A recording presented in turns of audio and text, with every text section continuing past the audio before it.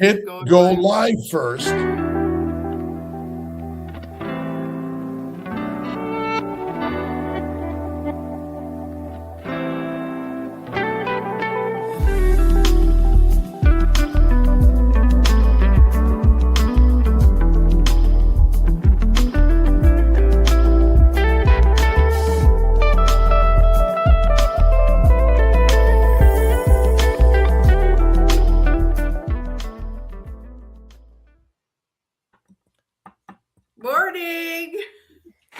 Good morning, everyone. It's Buenos dias. 6 a.m. on the 25th of March. Today marks 1,000 days I've been carnivore. Wow, I'm coming to you from Central Florida. Please put in the chat where you're coming from, where you're watching, and hashtag KMT for a chance to win a prize Dr. Kiltz's hat. Dr. Kiltz's hat. One size fits all. That's the beauty of it. That is the beauty of it. Simplicity.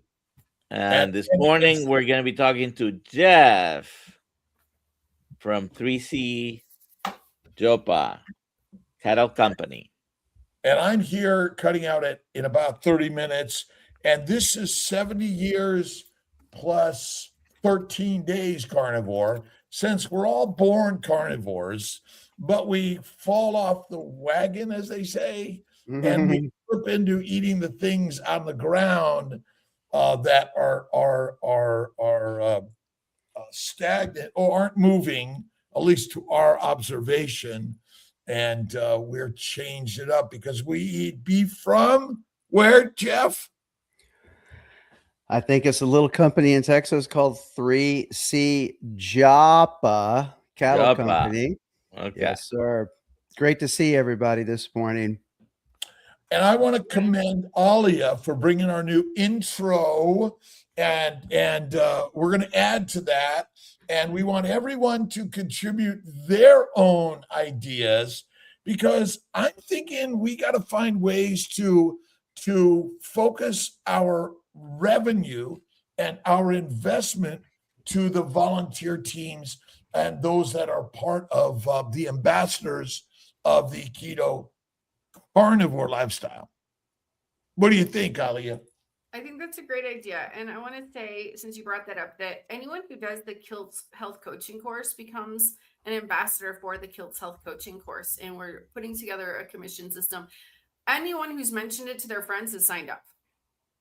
So that's a great way to get more people on the course so they learn how to heal their bodies. And it's how we can help return the help back. All right. And it really is revenue helps us continue the mission of what we do. But if we make it as nominal as possible, then everyone could join, and not making it in a way that is selectively for those that only could afford it. Yeah, everybody can join. Yeah. Yeah. And I can work out all sorts of payment plans if you want to do the course. It all works out. Kay says she met you at LAX and she'll please post our pic. Who got the picture? Does she have it or do I have it? Met you at my job at LAX. Please post our pic. Was that the bus? Are you the bus driver? Is this the bus driver? Yeah. Give me the date. I could go on my phone if we did it, because these are my craziness to find all this stuff. But listen, we are brothers and sisters around the globe. Where are you, Jeff? Texas? Just outside of Austin, Texas. Yeah. And do you go to work every day to make sure that those cattle are well taken care of, the grass is, and those of us that love your meat get really good quality? Dr. Kiltz, I go to work every day to really try to empower our customers and prospects, and really anybody out there who's faced with a beef buying decision, because I find the general public, is not very empowered, when they're going to buy beef of any sort. So really, my job I don't look at it as taking care of the cattle or plowing the ground or helping the soil. It's really about solving our customers' problems, whether they're health problems, whether it's financial problems in terms of how to buy beef, and then educating them so that they feel more empowered and more informed and enlightened, I guess you'll say, when they go to have a beef buying decision. And just to touch a little bit on beef affordability, when you eat meat, the majority of it is absorbed into your body and utilized as healing and building blocks for your body. When you eat plants, a significant amount of it just goes out the rear end. It's never utilized, and it contains toxins, and it fuels the microbes, the parasites. Bacteria and viruses are parasites, by the way. They're not good for us. And so that's why beef is still the most affordable and healthiest thing to eat, because it helps reduce inflammation in our bodies. And that's the real important part of this. When you say, Alia, Yes. Dr. Nelson, and Jeff. Absolutely. I would agree. And, you know, to build upon that, Dr. Kiltz, you know, there's every animal has its own fat profile, right? And nutrient value. And just by the very nature of the Wagyu species of beef, which is what we raise, American Wagyu, you know, the Wagyu has a higher, you know, intramuscular fat profile, more marbling. So that means more monosaturated fats as compared to, I'll say, native beef, normal beef. So it's got a better overall fat profile, you know, as compared to conventional beef. Very rich in those key nutrients, whether it's iron or zinc. And then really provides a more consistent tenderness and eating experience. So really you're getting both nutrition and fuel, you know, in every bite you take of American Wagyu. Not that native beef is bad. We've all heard prime Angus, they've done a great job marketing, but there is a bit of a difference in the fat profile in different species of bovine is really the point I'm trying to make. Is eating fat good for us, or is it unhealthy for us? Is that for me or? Oh, for all of us. I mean, you know, Dr. Nelson, I mean, we've been in the last 50 years plus, maybe 70 years, I think it's probably longer than that, hundreds. We've been taught that eating fat is bad for us, causes disease. So fat in our food and fat on our body causes disease. Does that make biologic sense? Fat is the stuff of life. It's energy storage. And the building block of our bodies, reproduction of our bodies, and without adipose tissue, which contains all the minerals, all the vitamins, all the amino acids, all the glycans, and there are 9 sugars in the human body, by the way, not just glucose, and amino acids also. We're dead, and this is our problem. We're listening to the science, and have we made keto and carnivore really a complicated science? No. It's got to be simple, right? I'm reading a book that's called The Big Fat Surprise. And there is quite a few references there to, you know, way back in the 40s, 50s, 60s, you know, many trials and studies that were done that really proved that saturated fats aren't necessarily bad for you, as we've been led to believe, at least in my lifetime. You know, I'm 60 years old. What is a saturated fat? Is that a scientism in a petri dish? I mean, there's animal fat and there are plant oils. Isn't that a simple way of explaining this? You either eat animal fat, which is really the only fat available, or you eat plant extracted oils. And so is animal fat bad for us to eat? No. Is it healthy for us, actually?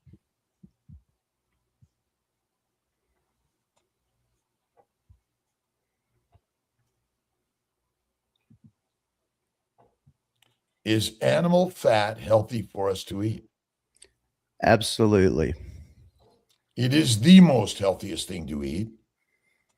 And how many carnivores cut away the fat, Dr. Nelson? Quite a lot.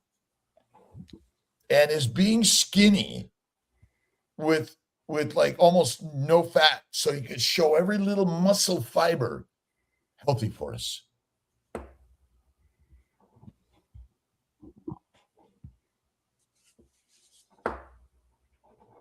Zero. Bad. Skinny is deadly in a famine. And reproductively, skinny women are less reproductive. And men, same thing, is bodybuilding, muscle focused and lean body focused, and going through all these. Let me get down to like what? 1% body fat, 2%? Is that ultimately healthy for us? No. It isn't. So Jeff, tell us a little bit about why C3, fueling our Joppa. bodies, Joppa, is focused on a way that is as natural as possible to get the very best meat for all of us. And it's just one of many ranchers and human beings that are taking the time in their lives to get up every day and care for those beautiful animals. Make sure they don't ruin the neighbor's yard. Yeah. By the way, where did the name come from? The name 3C Joppa came from, we have 3 children that have zero interest in ranching. You know, they're in their mid-20s and they want Starbucks and high-speed internet, and they're, climbing the mountain of their careers and want nothing to do with the cattle business.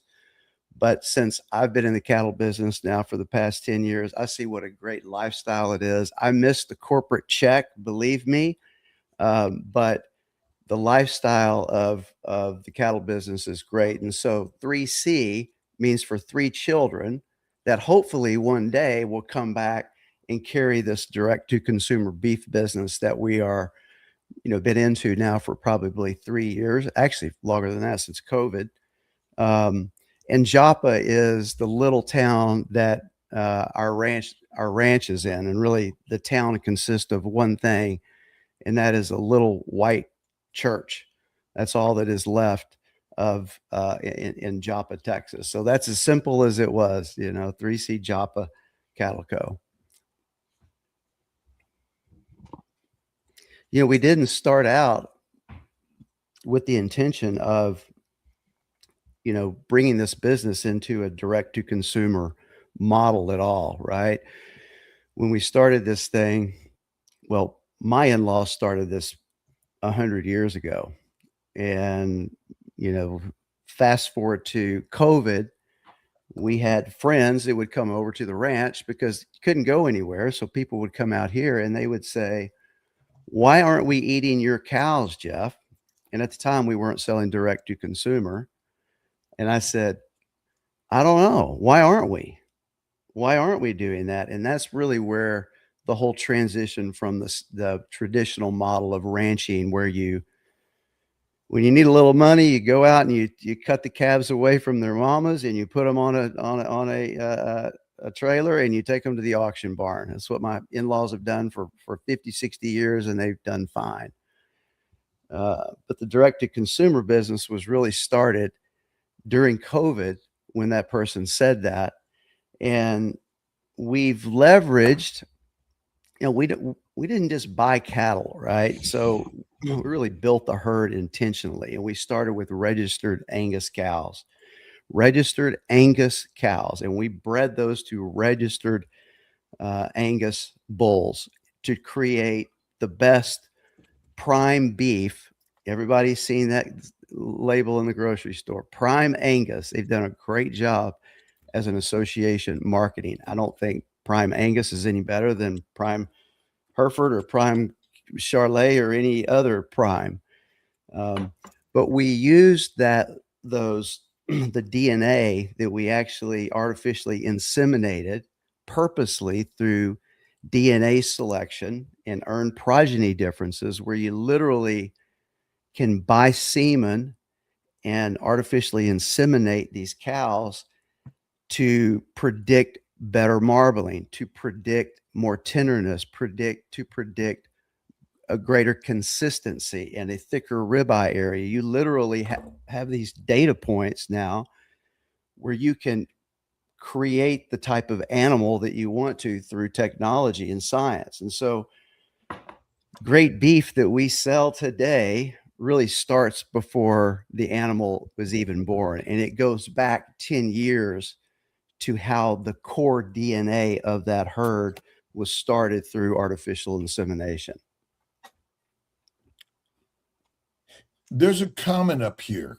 Yeah, I would like Jeff to check it out and see what he thinks. I want you to about it. read it, Alia. Yeah, animal fat is the only healthy when the conditions of the animal live a stress-free life. Tortured animals give stress in the fat, which we intake that stress. I wanted to. Is that a true statement? I don't know. 100%. 100%. It's an untrue statement. Untrue statement. Untrue statement. I'm you're a lion. You're a lion hunting in the wild, and you got a cow, a beef, a bull to capture, kill, and eat. Is that animal that you're chasing to hunt down and kill is thinking, wow, this is really stress-free? Who's the most tortured, stressed out animal alive? I'd say a human being. Human beings. That's it. This is the problem. We're claiming that, well, if they just live a nice life, their fat will be healthy. It's kind of like saying visceral fat is the cause of disease. It makes no sense. No sense. We are claiming, again, I agree with raising our animals in a wondrous way, but is corralling them and taking their babies away technically without stress? No, not at all. Let's not claim something that isn't true, but ultimately eating animal fat is the only true fat that exists. And it is the healthiest thing to eat. But we keep on getting onto this thing about, well, are they raised properly? Which we want to honor that the best we can, but we're claiming stress-free when, in fact, I don't know, that somehow that animal releases something into the fat, makes it unhealthy. I don't know what it is. I think what, you know, where the question may be coming from, maybe not, but, you know, is like any animal, adrenaline is released when they are stressed or they are fearful.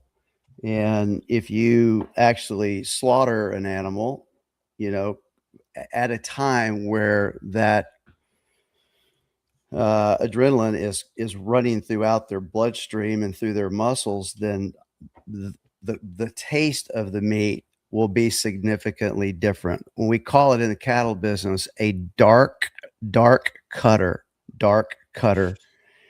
And it is amazing how much different the beef tastes when that animal is slaughtered in a super high, you know, stressful environment.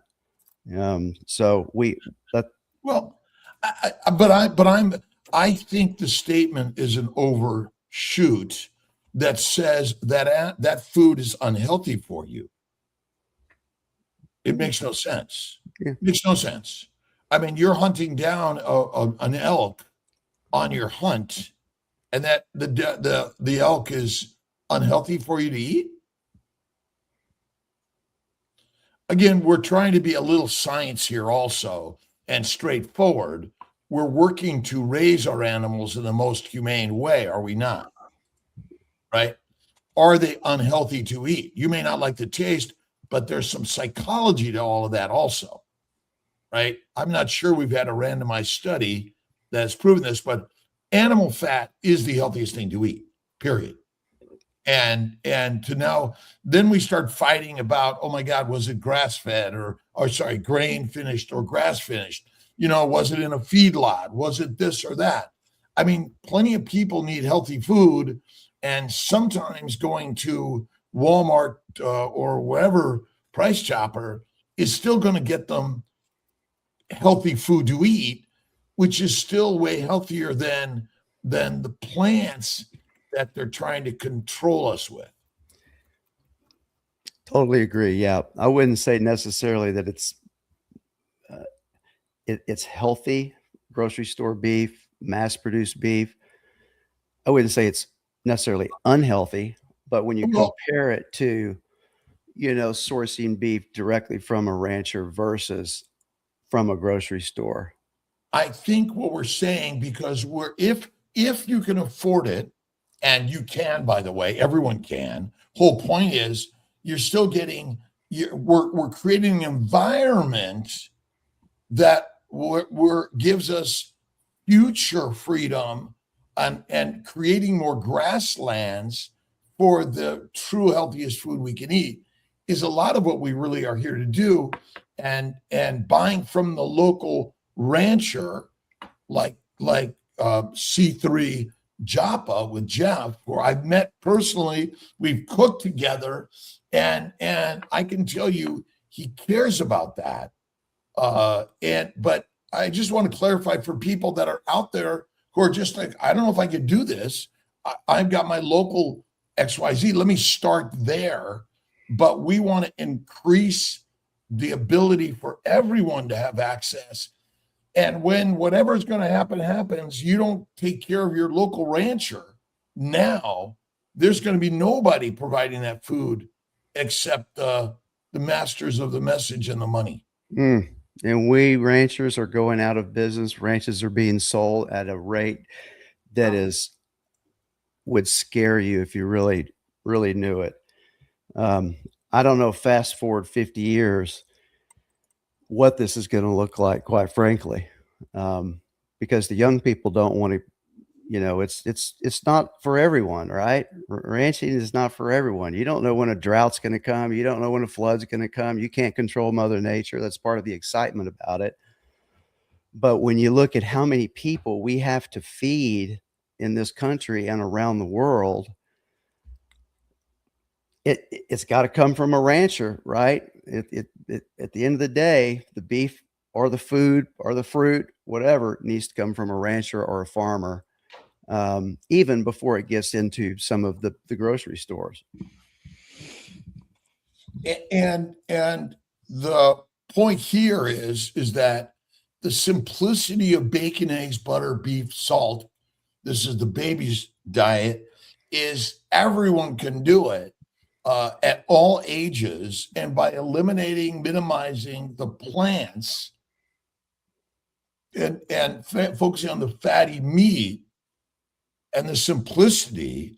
And I recommend it. Do we have a link for Jeff, his ranch and his meat, and a discount that we encourage everyone? I fill my freezer with Jeff's, my brother's freezer with Jeff stuff, and if you buy a quarter cow, come with a freezer. I think, again, it's a nominal investment. I think you want it all in your freezer. That's the beauty of it. And with a little battery backup just in case, potentially that's good too. But what special things do you really need here? Nothing. You don't, doctor. And it's really becoming much easier to source your beef from a rancher, not just us, but as a tribe. I think there are quite a few benefits of buying, within the group, not only from the discount, but the rancher is known. But there's a lot of ranchers that people can buy from, but it's just something that's new, right? Mothers primarily, or the females are primarily the food choosers and the food shoppers, right? Although the men like to get the beef and go in the backyard and do the barbecue, it's usually the female that makes the food purchasing decisions. And it is just so new for Susie homemaker with 3 kids to find a rancher and talk to a rancher about buying beef from them, that sometimes they they just take the path of least resistance and get in the car or the bus and go to the grocery store like they've always done, right? But the truth is, it's so much easier today to source your beef directly from a rancher that you can trust. And second point I will say is, when you have the courage to do that, ask that rancher some specific questions, because you have to trust what that rancher says, because that is the only way an individual is going to know exactly what that animal ate, what species that animal was, how that animal was raised, how it was processed, all of those things. The only way the consumer will know is if they develop a relationship with the rancher that they can trust. And, I really want to get to the real important part here. We need to support the ranchers so we have access to multiple sources of this food. Because ultimately, if we don't have access to multiple sources, we're going to be in trouble, and our families are in trouble. And that's why the when we live in the box, and they basically control the delivery, we're in trouble. And I always go back to fatty meat, organ meats, salt, and water is like a simplicity. Eggs. Do you do any other raising of other animals, chickens, pork, or anything else? No, we don't. But this morning I had a couple of eggs that my wife has a friend at work who brings her fresh eggs that she raises. And I was just this morning thinking about how much better these fresh eggs taste and look than the grocery store eggs. It's just happened 30 minutes ago, right? But we don't. I've got my hands full raising these 150 head of bovine that are, all having babies right now at the same time, and having to pull a calf here and there, which is an interesting experience if you've never done that before. I don't want any more animals. The cattle I love, and that's really all I care to raise at this point. Is there such thing as free range cattle? There are. Depending on what your definition of free range is. You mean fenceless? Well, obviously there's a fence somewhere eventually, and this is part of the problem of America and everywhere around the world. Everything's been fenced in, and there is no free range, right? We create these organic labels, healthy labels, and clean labels, but in fact we're just getting as good as we can be, because a cow doesn't really want to be controlled and eaten anyway. I would say that it's still going to be a little stressed in all of that. But how is it that I see the range behind you on your screen, that it looks to me like the cattle are not bunched in a small corral and have some freedom, and they tend to move around, not as individuals but as herds. Is that right? They're very social, not quite as social as horses. Horses become a little bit of a pain. They're so social. They want to be in the living room literally with you. But yes, they're just like most animals. We are herd, just like humans, right? We like to be together. And, the thing the more I'm around these cattle and I see how I don't live with them, but they're right here behind our house, and I see them every day, and I see how the mothers act and react. And I don't know if I should share this story, but basically it's just amazing to see how protective and motherly a bovine, a cow is with its child. It's so close to what a human female is like. Same gestation period, they cycle every 30 days. They take 9 months to have a baby. When that baby is born, they will sit off in the pasture taking care of that baby and won't even come to the feed truck most of the time, right? There's some younger, mother cows that aren't very attentive. It would be like a 15 or 16-year-old human mother, right? Just they don't really know what to do. But after 2 or 3 years, it's just amazing to see how protective and how loving and caring these animals are for their young. And I believe animals have feelings, right? I mean, I don't know, maybe not fish, but I can see it in these in the herd. When one of the babies gets injured or is getting chased by a coyote, or it's not just the mom that's over there helping. You see that most of the herd run over there and try to surround that baby to get it away from the coyote. I say Wild Kingdom. Boy, I'm really showing my age when I say you've seen this happen on Wild Kingdom before. But yeah, I don't even know what the point of that was, but I just wanted to share that, Doc. One of the things I think is important, we invite everyone into this community, vegans, vegetarians, Mediterraneans, pescatarians, carnivores. We are not judging anyone or anything as trash or bad. We're inviting everybody. And if you're eating Costco meat, I can tell you, we had 150 pounds of Costco meat at our meetup, and it was delicious. And I know there was a rancher behind some of that, for sure. And what we're saying here is, hey, look at our good friend Jeff, who gave up a lot more safety and money to be out there caring for these beautiful animals. And we require human beings to do the work to care for the animals. And that happens on all sides. And we want to support all our brothers and sisters in this. And eating meat. And I've got freezers full of Jeff's meat, and I recommend it. I bought it for my brothers. I highly recommend it for everyone out there. But again, you got to do something different.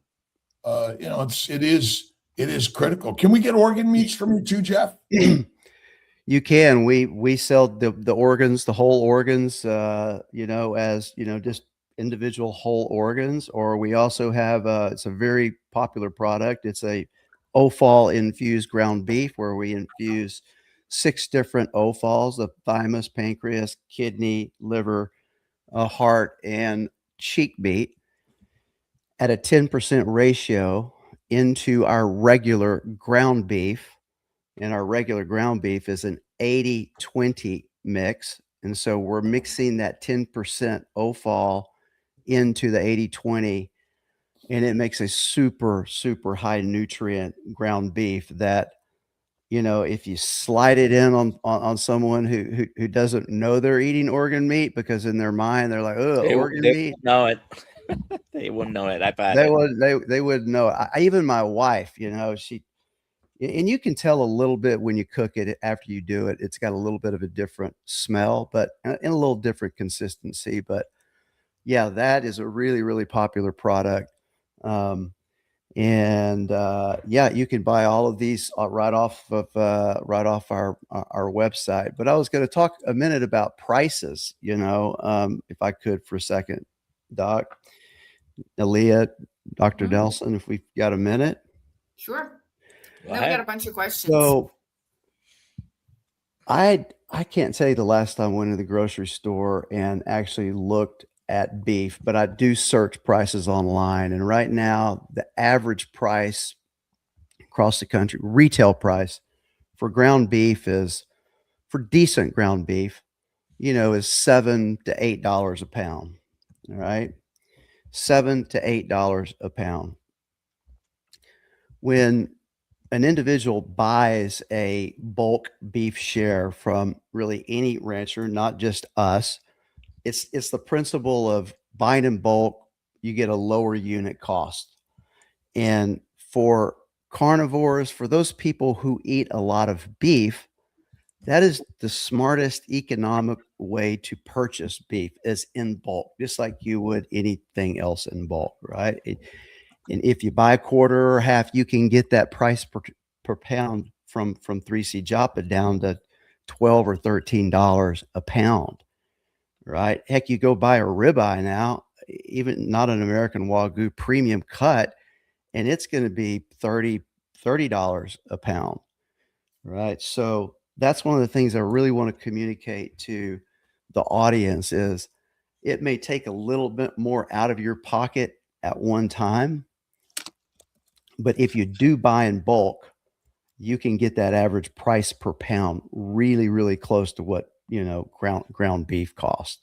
And is ground beef alone as a food for humans good for us? I'm not quite sure I understand that one. Sorry. Well, my point is that ground beef is very healthy. And the beauty is you could take your whole cow and ground it all up.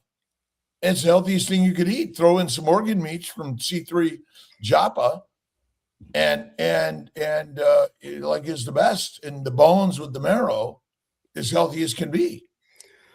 It is the easiest to prepare. You don't need, that's a great point. We sell a 10-pound, beef box, and all it is ground beef. It's probably one of our biggest sellers because, we're all busy, right? And preparing a short rib or preparing a brisket or preparing some osso buco, to do it properly, it takes some time. Dr. Nelson, you know this. You don't just get a brisket and throw it in the pan and, 5 minutes later it's ready, right? That's a 5, 6, 7, 8 hour process. Ground beef, heck, you can take it out of the package frozen, throw it in the pan, and in 5 minutes, you're feeding your entire 5 or 10 minutes, you're feeding your entire family. Good quality, highly nutrient food. What do we spend most of our time doing? Sleeping, probably.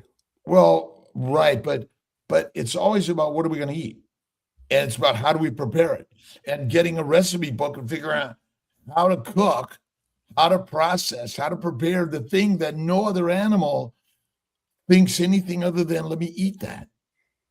That's the fun of it too. It is enjoyable, but it's also creates a lot of dysfunction in all of us. Is part of the problem. Yep. Our food is to fuel the master machine in order to go do work, but we don't work anymore. We watch. Now, I'm grateful for watching here, but keep it short and sweet and go to work every day. I mean, that's what I do is go to work, and I recommend it for everyone because it's not about the money in the bank, as Rick so graciously always shares with us.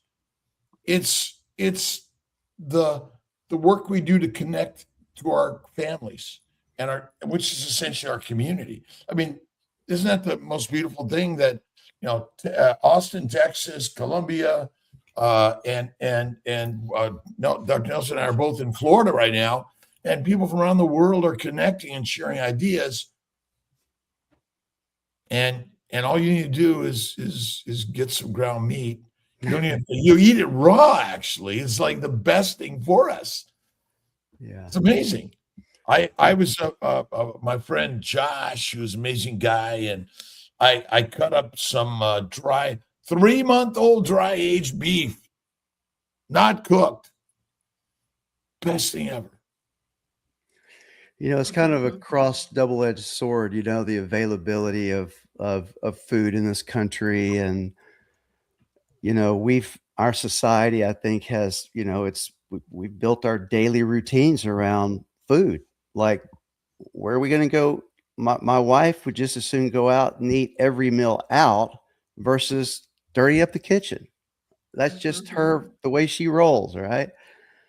In our community, I think the majority of the folks in the U.S., look at all these restaurants and high-end steakhouses, and it's like food has become like the centerpiece of our gathering, and it's so available and many times so unhealthy, that it's a double-edged sword. All the availability of food that we have, and then we have the time to go out and eat it, versus doing the same thing, but at home, preparing it yourself, saving money, buying it in bulk, it's kind of I guess, a double-edged sword. The amount of food that we have that's available, and really consuming the right amount and prepare the right amount the right way.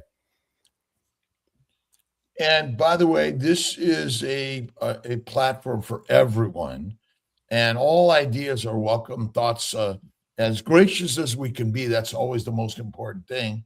What we're sharing today is someone like Jeff, who gets up every day and cares for the animals and the land and the grass. My friend Mark McKinley from Bighorn Mountain up in Buffalo, Wyoming, is all about the grass and the soil. Right.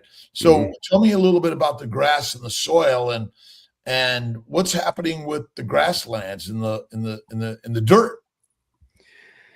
Oh boy. Well, that's exactly where it all starts, Doc, is the nutrients that are in the soil. And then those nutrients in the soil are absorbed into the plant. And then the plant, the healthier the plant, the more protein in the plant, the healthier the animal. And so what's happening with that is our grasslands are disappearing, and ranch lands are disappearing at an alarming rate in this country. But for those who have the land in their family and are trying to improve that and improve people's lives through good quality, clean beef, it's incumbent on us ranchers to not only take care of the animals, but also take care of the soil. And so what we do as regenerative ranchers is we do not plow, we do not till, we feed our cattle on native Texas grasses. And I want to encourage and help those native grasses grow as much as I can, even in the environment that we have, which is very much a drought. Right. But if you plant grass in a certain way and you fertilize it in a certain way, when I say fertilizer, sometimes that's a bad word, just like when you say the word feedlot, sometimes that's just a bad word. But fertilizer can come in many, many forms, and feedlots can come in many, many forms. And what I mean by fertilizer is taking the cow dung, the manure, and using that as fertilizer, and only doing no-till drilling of any kind of seed that you want to plant. Takes quite a contraption of a machine to do this, but it basically, runs a little line down the dirt, puts a little hole in it, and injects the seeds into it, and does not disturb any of the other native grasses that are around it. Farming 101, which I've just learned the last few years. I've never been a farmer, but we as cattle ranchers try to farm because that helps us feed our cattle, right? We got to have a little rain to do that, right? So, it's an interesting combination of farming for our cattle and learning how to do that in a way that improves the soil and then improves the quality of the output of the beef. Do you know Texas Slim? I do, not personally, but there are people out there like yourself, Texas Slim, Mark McKinley. Oh my gosh, trying to remember from Justin with the carrot cattle. Justin carrot cattle. Also back up to Wyoming where we were for that meetup 2 years ago with trying to again. There's so many. I mean, even Tyler, right? Tyler and others. I mean, there and also in Colorado Springs. It'll come to my brain right now. It's 70. It's amazing how these things begin. It takes longer to find. There's so much in there. Yeah. I mean, there are so many people like yourself that are really coming together, and I think we should have a panel and maybe a group discussion and sharing this. Again, it's like so many small farmers, or I'm going to get to wineries and things like that, which small amounts infrequently are probably okay, maybe, but are sustaining our lives on ranches and farms and locally and homegrown, which any and all of us can do this ourselves, right? That's really the more we share these stories of, hey, where'd you get that? Where'd you get that? Where'd you get that? What quality? We're really supporting our brothers and sisters to continue to be able to support, so we don't have to rely on the buttons to deliver, overly deliver stuff we don't even need to eat, which is harmful for us. And Rick said cows live on fat and humans live on fat. This is the most important thing of our truth. But go ahead, Dr. Nelson. We have a lot of questions, and we're Let's not get going to some. have time to Get go up. through them. Get them. Okay. Start going. Get 'em. Hollywood Saint 57, is creatine healthy for bodybuilding? Eat fatty meat. Eat beef. A lot of creatinine in there. Creatine. Okay. What is the carnivore hen now? What is the ideal body fat percentage for a man? Don't know that. There is none. All right. This is Peter. He says, hello, I'm from Greece. Fasting 15 days OMAD with fruit and veggies and nuts. And after that, 2 days dry fast. And for some reason, I don't understand why I can't raise my blood temp to 36.6. That's Celsius. I've always had 35 to 36 Celsius when I only eat boiled eggs. Boiled beef or eggs, I start to warm up for 3 to 4 hours. Any idea of what's happening? Poisoned by plants and a low-fat diet. There we go. Candy Fraser talks about Wagyu in a bad way, but seems to appear somewhat true. She said Wagyu are unhealthy and have very difficult births, which cause them to only deliver via C-section, which is... Jeff, when was the last time you called the OBGYN to come in C-section on a cow? That is total misinformation. I don't know. My God. I love Candy Fraser. Love her to death. She's a great, amazing animal, but it's too complicated. Yeah, it's too complicated. It's fear mongering. Wherever this came from, the Wagyu are unhealthy, is that is where you can't believe everything you read online, or they're goofy looking animals, and I can show you they are very strange looking animals, but you don't judge a book by its cover. Yeah. Again, around the globe, people say a lot of things. There's a lot of anti-animal ideas, and again, fat is the most important, healthiest thing to eat. And Wagyus in general are fattier animals, aren't they? Yep. Okay, next one. This was talking about the stress in the animal question. Chronic stress, is it? Acute stress, or maybe it's just not. We don't know. It says chronic stress or acute stress. Could there be a difference? I guess it depends where the bullet hits. Yeah, or at what time they're slaughtered. Like I was saying, if there's an animal that has a high level of adrenaline when they're being processed, that would be an acute stress. Could make a difference in the taste of the meat.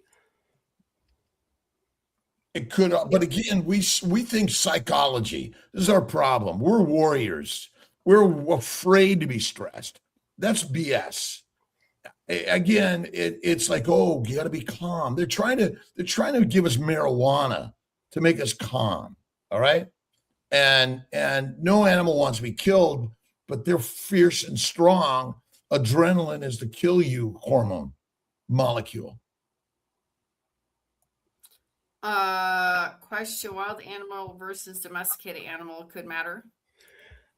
On that, I don't know if you've read the book, what's it called here? The fat, the Big Fat Surprise talks about the difference in the fat profile of wild animals. There was a study done, I don't know, back 50s or 60s, where the fat profile in wild animals was significantly different than the fat profile in domesticated animals.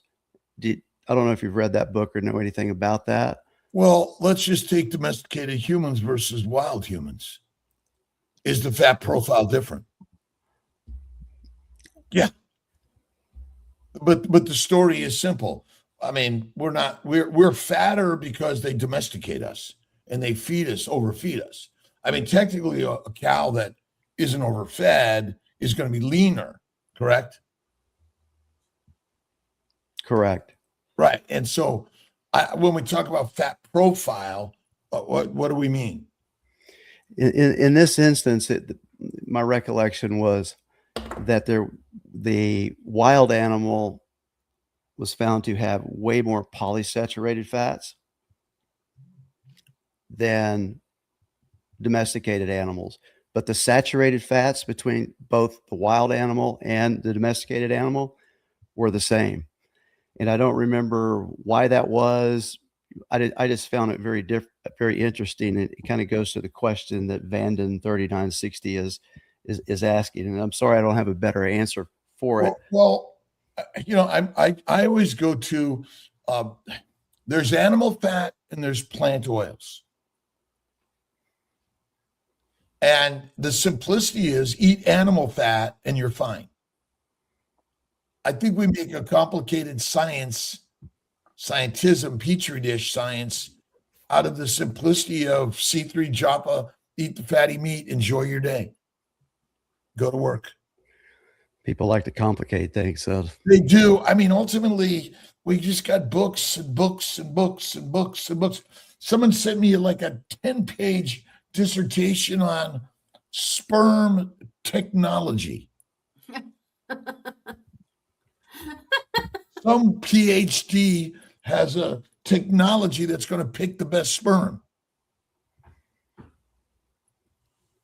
Next question. Dr. Dan asks, how many animals has Dr. Kiltz killed?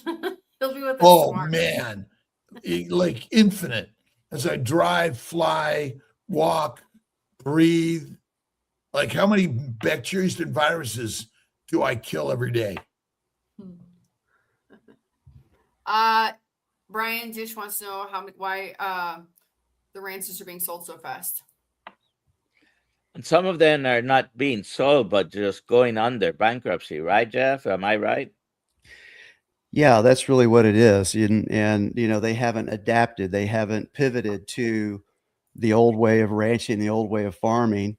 And quite frankly, the younger generation typically really doesn't want much to do with, you know, the old family ranches. Where in their mind, that's just a bunch of hard work. It's outside, it's in the sun, and it's never made my family any money because we've been poor all our life. And so when that land gets, you know, moved to the next generation, typically first thing the kids do is put it up for sale. And then they sell it to one of the big, you know, publicly traded corporations that their whole objective is not to provide quality nutrient rich food, but is to improve stockholder value. Money over mommies, men, and masters. Capitalism. Yeah. The leading cause of bankruptcy in America, medical care debt.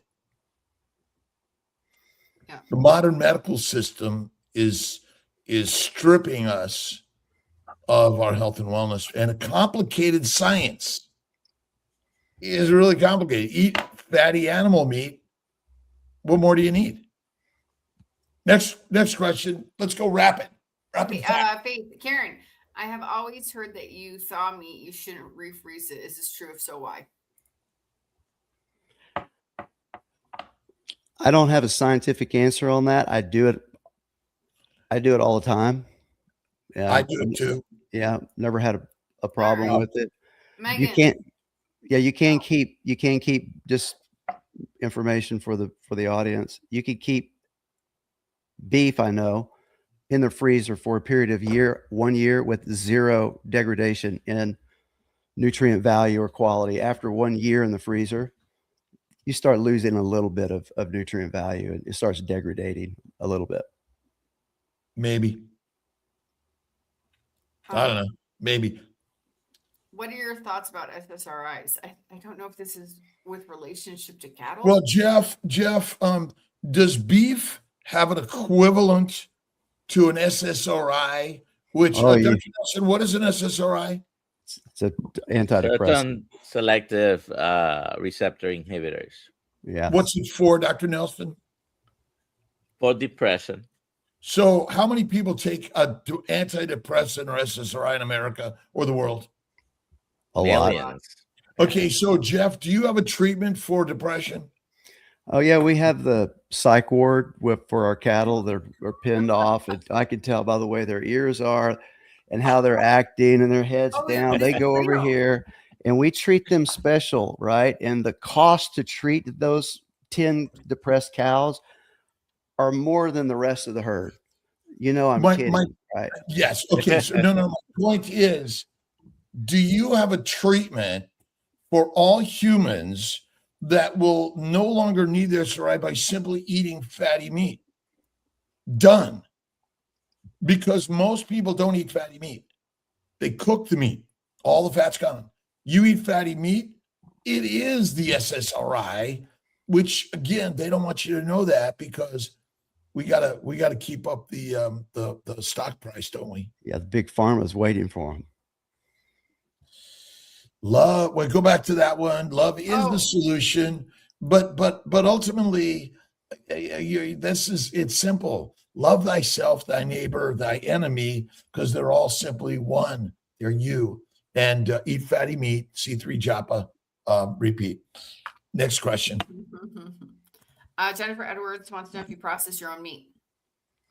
No, we outsource it to a small time processor in a county next to us. We looked into it, and what we thought was going to be $1 million to build a processing facility turned into $5 million, and it has to be USDA certified and all stainless steel, and it would be a great business, but not something that we wanted to get into.